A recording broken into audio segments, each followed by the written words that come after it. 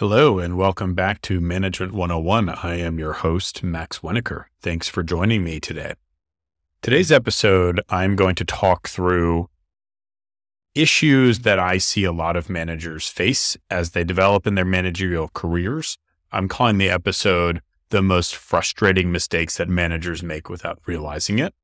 And what we'll go through today is 5 of the mistakes that I see managers make very often when managing their teams.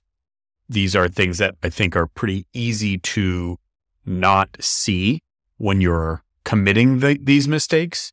And therefore, I thought it might be useful to talk through them a little bit because they're something that anybody could be doing, and it's without intent hurting your team's ability to be successful. So the first mistake that I see managers make without realizing it is over-prescribing. Typically, a manager, when they get into a managerial role, it's because they've been promoted from a more junior role where they were what's called an individual contributor. The people who get promoted into management roles were high-performing individual contributors. They tend to be people who are go-getters, who can figure things out for themselves and largely operate without much guidance from their managers. If given a problem, they can both understand the problem, scope the solution, and implement the solution. When those same people become managers, what happens is they think that they will continue to understand both the problems that are arising in their team, the business problems, I should say, and the solutions required in order to solve those problems. This is the fatal mistake that a new manager will make. And oftentimes, without any correction, this is a mistake that managers will make indefinitely throughout their careers. When I, as a manager, prescribe a solution to someone on my team, it is very likely that I know less about the details of the problem than that person does. I might have more context on what's overall going on in the company. I might have more context on the team's priorities. But when it comes to specific problems, the person who's in your team is likely going to much better understand them because they're a lot closer to them. They're actually working on them, whereas you are now just managing people and doing a lot less work. People who you hire will tend to be more expert than you in something. That's why you hired them. You are a manager. You are a little bit more broad in your knowledge now, and the people in your team are going to be more deep in their knowledge base. So as you hire more people, inherently, you are going to know less and less than they do, partly because you're hiring people who are already experts in something, and partly because as they work on certain problems in the business, they're just going to know more about them than you because you're managing the team. And this is something I've seen happen many times throughout my own managerial career. And I would imagine that you probably recognize the same pattern in your own. I can think of one example from a team I was managing where I joined the team and the goal was to increase the number of customers that we were interacting with in a given time period. So we saw that our customers tended to have better experiences with our company's product when they talked to someone first. And so we tried to figure out a way to have them talk to someone. And I had an experience like this in a previous role where with Uber drivers, we were trying to figure out ways to get in contact with them so we could help them get onto the platform and start driving. So I thought I knew what I was talking about in this other context when I said, well, typically drivers were available during certain times of day. They typically preferred text message and not cold calls. When I got to this other company, I said the same thing, and someone in the team said, these are not drivers. I know this group of customers quite well, and they're going to respond a lot better to emails. And I thought that I knew better, which was a bad mistake. And I said, let's try with texts first. And then later on, we tried the same initiative with emails, which is what this person on my team had recommended we do. And the initiative, the number of customers we ended up talking to was much higher when we contacted them via email. The lesson here was I might have been the more senior person. This person was literally reporting to me who recommended the emails instead of the texts. But that in no way meant that I knew more than that person did. And I should have better listened to what the folks on my team had to say and what they were coming up with as solutions and why before just making a unilateral decision. I think a better way to approach overprescribing, quote unquote, as a manager is not to say, please do this thing. So I see this happen with founders a lot. Founders are more driven to make the business succeed than anyone. And they often came from a version of the company that was only a couple people where everyone did everything. Now the company is 100 people and they're telling their VP of operations, you need to run your call center this way, or you need to incentivize your team members this way. That founder is telling someone who has a lot more experience than they do in operations or marketing or sales or whatever it is, they're saying, you need to do this thing. And what inevitably ends up happening is the initiative that the founder has requested ultimately doesn't pan out the way that that founder expected it to, because the world has changed. Something is different about their business now than when they were running it alone. The systems in place are more complex. The teams are larger. The other thing is they have people under them who know a lot more than they do about any one thing. The head of marketing knows a lot more about marketing than the typical founder. That's not to say the founder did a bad job at marketing when the company was 3 people and everyone worked on some marketing stuff. Just means that now that the company's bigger, maybe it's 100, 200 people, that same founder still only has a basic knowledge of how marketing works. They hired someone, though, who has a deep knowledge of marketing. And whereas that founder maybe was able to go from 0 to 1 in marketing, when they tell the head of marketing or the head of operations, go do this thing and think it'll take them from 1 to 100, they're wrong. Or at least they're often wrong. What it's better to do as a founder or as any leader is to say, we have this problem. I'd like to see a plan to solve it, rather than we have this problem. I want you to do this thing to solve it. Instead of saying, please implement this thing, it's please give me a plan to solve this problem. Then you are taking advantage of the skill set that you have hired onto your team, rather than having them just be some sort of robot who is executing your vision and the specific things you tell them to do. That was problem 1, overprescribing. Problem 2, overlooking performance issues. Lots of teams have a single person who seems to be closer to the leader, the manager, the founder than most others in the team. And that person gets special treatment. What I've seen happen many times in startups is there is someone who was maybe the founder's first hire. They were a really good hustler. They got a lot of stuff done. They knew the founder through thick and thin. They had the experience of going through the big problems of the company, all the pivots. And they were a bit of a yes person. The founder looked to them to execute things, and that person executed them. Of course, when you're in the trenches with an employee for a long period of time, you develop a close relationship. There's definitely no problem with that. But as the team grows, sometimes that relationship can cause problems in the sense that it is significantly different from the relationships that that manager or leader or founder has with other members of their team.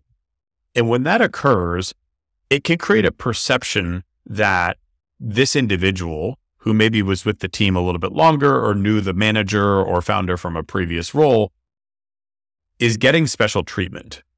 Maybe they are not held to the same level of performance standards as the rest of the team. Maybe they're lacking the necessary skills in this new version of the company in order to be successful, but for whatever reason, they're not getting upskilled or let go. Founders will often ignore this because they feel close to this person. I've seen this happen many times, and I've certainly fallen victim to it myself, where I, as a manager or I, as a leader, know one member of my team better than the others because maybe I knew them before we worked together, or I've been working together with them for a lot longer than I have others. Or maybe we just have matching personalities. When that happens, you have to be extra careful around how you treat that person, because it is very easy to turn that into a slippery slope of, I know this person isn't performing quite as well as the others, but they're quote unquote good for team chemistry, or they provide a lot of intangible value. What you don't realize is this is creating tension and resentment amongst the rest of your team. I recently worked with a client who had a few team members who had been with the founding members of the company since many years before the company grew to the size it is now. And I have no doubt that they were really good back in the day when the company was a lot smaller, when it was only 10 or 20 people and everyone did a little bit of everything. And the requirements for success were simply working really hard and doing a bunch of stuff.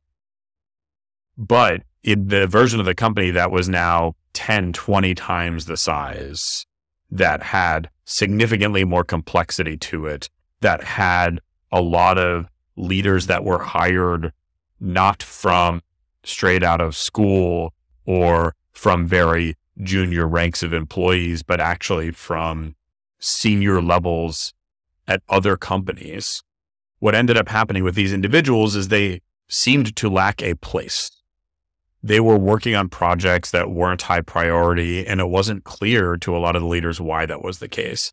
They were asked by the founders or the senior leaders to work on certain things behind the backs of other senior leaders. They often brought ideas to the table or solutions to the table that didn't really make sense given how the company now worked and how complex everything was.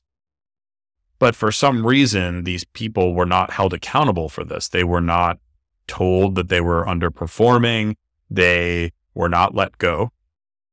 And a lot of the other leaders in the company were really frustrated by this because they felt, one, these people are taking up headcount that could be utilized for much more skilled individuals who could deliver a lot more impact. But they were also gumming up the works. They were working on initiatives that directly clashed with work that other leaders were doing. And these other leaders had had a lot more experience in whatever initiative was being worked on than these individuals did.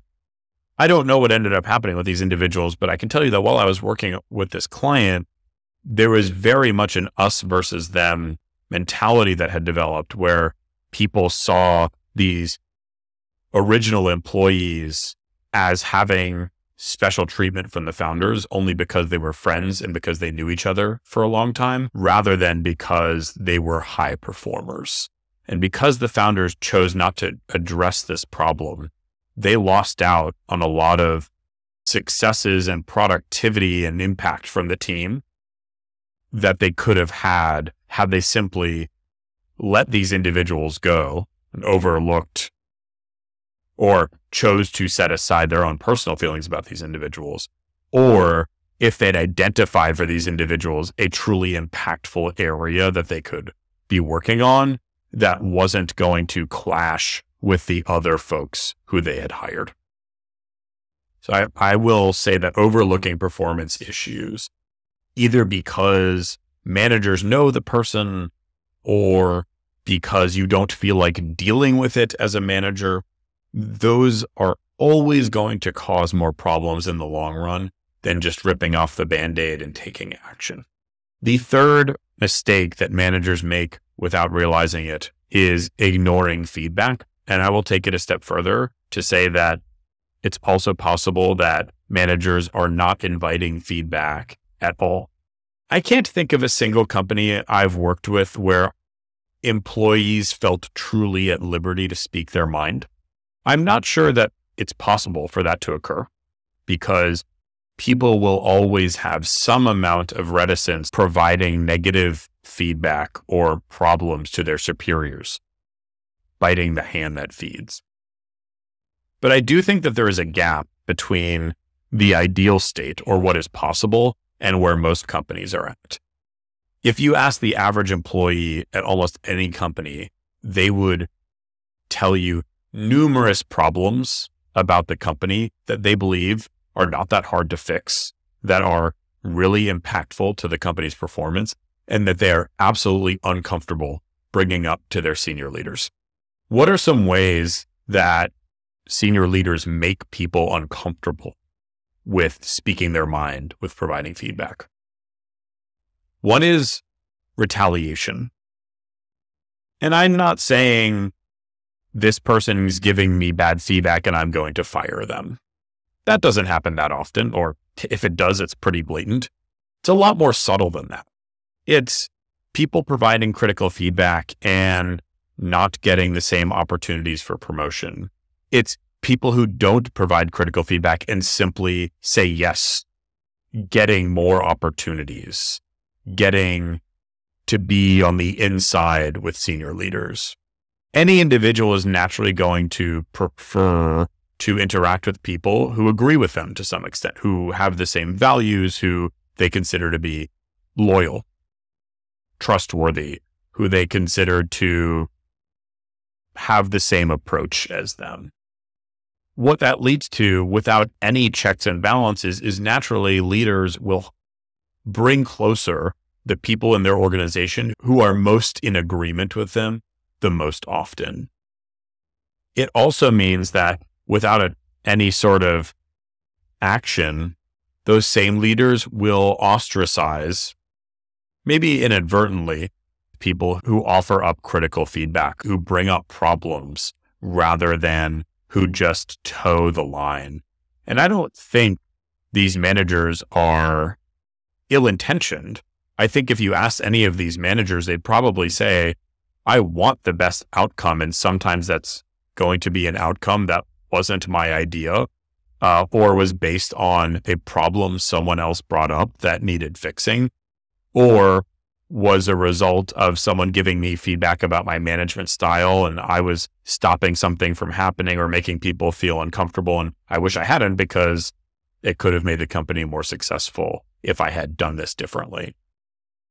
But whether it's intentional or not is pretty irrelevant, because the reality is that many managers are creating environments where people are uncomfortable speaking up. Just saying you're open to feedback is not enough. I can't think of a manager I've worked with who said, no, I never want feedback. But I can think of a lot of managers who did not actually like the feedback they were receiving. I remember I had a manager who would ask for feedback. And when I gave them positive feedback, they would readily engage in it. They'd ask additional questions. They'd light up.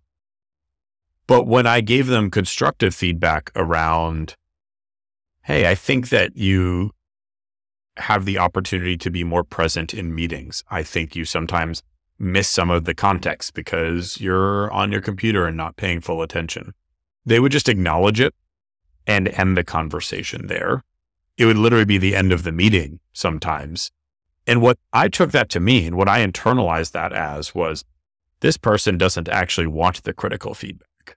They're not celebrating it the same way they're celebrating the positive feedback. They're not inviting further conversation the same way that they do when I provide positive feedback. And so even though this person probably didn't intend to make me stop giving them critical feedback, I ultimately realized that they weren't taking any action on the feedback I was giving them. They did not seem interested in the feedback I was giving them, and they weren't engaging in it. So I stopped providing it. And that was ultimately a loss for them, because I had a unique perspective about their abilities as a leader that they, of course, didn't have because they were in their own shoes. If you as a leader are not actively soliciting feedback, creating a safe space for people, responding positively to that feedback, and taking action and following up on it, you're leaving a lot of room for people to think that you don't actually want that feedback or that you are ignoring it. And over time, what that will do is it will cause people to stop giving you that feedback. It gets a little more sinister than this, of course. There are some more blatant examples. I once worked at a company where people who gave too much critical feedback were ultimately fired, and there were other reasons given for that. But what the average employee saw was this person was bringing up issues that maybe that employee agreed with. And then over the course of a couple months, they were suddenly considered to be a low performer and then ultimately let go. What do you think that employee is going to do when they have critical feedback next time? Most employees are understandably going to care about their well-being and livelihood more than the success of the company. And so they're going to choose to withhold that feedback in the interest of keeping their jobs. The fourth mistake that managers unwittingly make is setting unrealistic expectations. As a company grows, there becomes this disconnect between the top level of leadership and the bottom level in the org of people who are actually doing the work. Part of that disconnect comes from the C-suite at a company getting more and more pressure over time from board members, from shareholders saying, we want this amount of growth to happen. We want this amount of profitability or revenue to be generated. And those senior leaders who are receiving that pressure from outside will then turn around and tell their teams, this thing now needs to get done. And it almost doesn't matter what the actual realistic possibilities are. It only matters what the ask is of the company from the shareholders and from the board members or whoever it is. What then ends up happening is this will trickle on down. A CEO will tell a head of marketing, we need to grow our sales by 100% over the next year. It doesn't really matter whether that's possible. That is simply the ask. The head of marketing has two choices to say, okay, I'll get it done and then try to figure out a way to get as close as possible, or say, no, I can't do that and risk getting fired. So head of marketing will then go to their next in line or next in command, maybe a performance marketing director, and say, how do we grow our sales by 100% over the next year? And that performance marketing leader will say, I'm not sure I can. That doesn't seem possible. Or they'll just do the same thing and say, got it. I'll figure out a way to do it. If they say, I don't think I can do it, that CMO may go back to the CEO and say, hey, this doesn't seem possible. It's also possible they'll just say, sorry, we got to do it. That's what we've committed to as a company. The problem with all of this is it's not based in the reality of what the business can do. It's based on the asks that people outside the company have or that the CEO has. And when this occurs, people get very quickly frustrated and disengaged. It ultimately leads to burnout. When people don't think it is possible to accomplish what they're being asked to, they feel burnout and they feel a lot of stress. And so instead of delivering against what's actually possible, oftentimes companies will come up way short of that because they've just created so much consternation within the team when setting unrealistic expectations. So a better approach is to, as a leader, try to figure out what the company's priorities are first, of course. If the company's priorities are growth versus profitability, that may mean different things for a head of sales. That may mean different things for a marketing team. That may mean different things for a operations team. If the goal is profitability, then instead of saying we need to get to net contribution margin positive by the end of the year, that I don't know if that's possible or not, instead say, this is our top priority. What is it possible to achieve? And have that come from a set of ideas from the bottom up. When you involve the lower levels of the company, the more junior folks who are more tied to the actual day-to-day work, who better understand the customer, who better understand the systems, you'll get a lot more information about what can actually be done. So you could set more realistic goals. You will also get a lot more buy-in because people, instead of being dictated to and being told, you need to achieve this impossible metric, They're instead being involved in the solution. And they're being told, we need to improve profitability. We want to see how much we can, and we would love your input on getting there. Now, I think typically people will underestimate how much is actually possible, but I think they're going to be a lot closer to what's possible than whatever finger in the air number a CEO just says needs to happen. Instead of just setting a goal and saying, you need to hit this, if you go to the team and say, we want to figure out how to get to profitability, we want to figure out how to grow the company significantly, and here's why, and then ask for ideas on how to get that done, and then make a decision around what is actually possible, you will, as a manager, get a lot more out of your team, a lot more engagement, a lot more excitement about the problem, and ultimately a lot more impactful work than simply saying, hey, we need to get here, figure it out. The last mistake that I see managers make very frequently, and this actually might be one of the most frequent ones, is being unclear with strategy. To me, a strategy is defining how you get to the end goal. So an end goal is 100% growth in new users. Great. That's a target. The strategy is how we actually get there. And maybe that's 3 pillars. Maybe that's increasing existing user spend by 10%. It's identifying new regions that we haven't tapped into yet. And maybe the other one is developing a new product that caters to a different segment of the market that we haven't historically targeted. Great. Those 3 pillars are a strategy to ultimately achieve growth in users. What often I see happen is managers or leaders or founders saying, do all the things.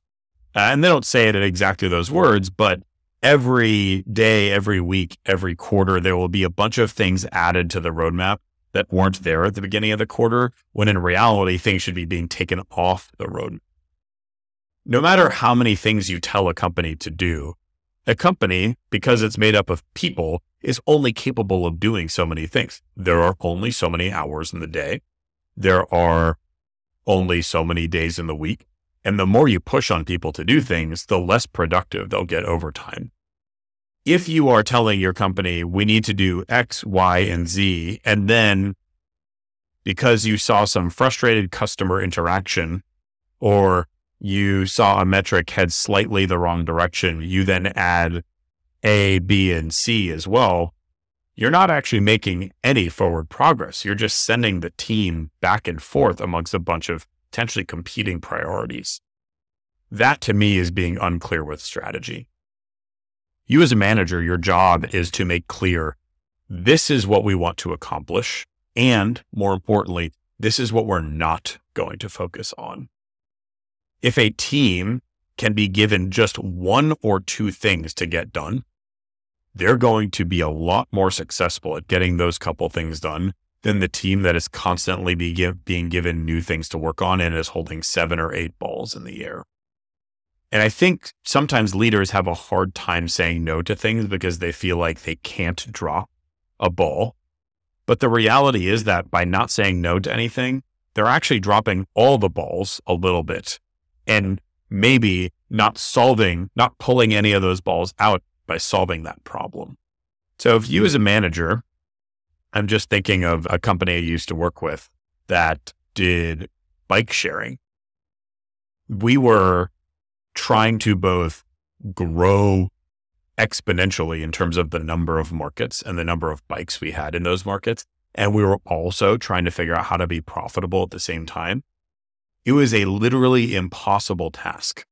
In order to grow, we had to replicate the way that an existing market worked. The existing markets were not profitable. So every market we opened, we actually made ourselves even less profitable. The problem was, as we opened more markets, coming up with an ideal market operation that was profitable became that much harder, because now you weren't trying to change just a few markets operations. You were trying to change twice that many markets operations, which made it even harder to do. And so the idea that the company could focus on both of these literally polar opposite priorities was ultimately a bad one. And the company didn't end up achieving either one super effectively. Whereas if the company had said, let's first focus on growth and then on profitability, or the other way around, it's very likely that that could have been accomplished. I think the challenge that managers sometimes have is setting the right expectations with board members or their own managers around, hey, we actually are only capable of X and Y and not also Z. That kind of pushback is not easy to do. But the reality is, if you don't do that pushback as a manager and set expectations with your senior leaders around, here's what it's possible to do, then you're just pushing those inefficiency problems. You're pushing those overwork problems down on your team, who's ultimately not going to deliver the way that you would want them to, and who's ultimately going to feel more burnout and stress and ultimately get more disengaged and feel worse about you as a manager than would have been the case had you stood up for them and created a clear strategy and said, these are the single one or two things we really want to get done in this quarter. Okay, we're at time. Hopefully you haven't gotten too bored by my presentation on the most frustrating mistakes that managers make. Just talking briefly through them again. One is over-prescribing, so giving a solution instead of an ask for a solution. 2, overlooking performance issues within the team. 3, ignoring or potentially not inviting feedback at all. 4, setting unrealistic expectations for your team that are not possible to be met. And then 5, on a similar note, being unclear with your team's strategy, what is going to be worked on and what isn't. Thank you all so much for listening. I hope you enjoyed and found it useful.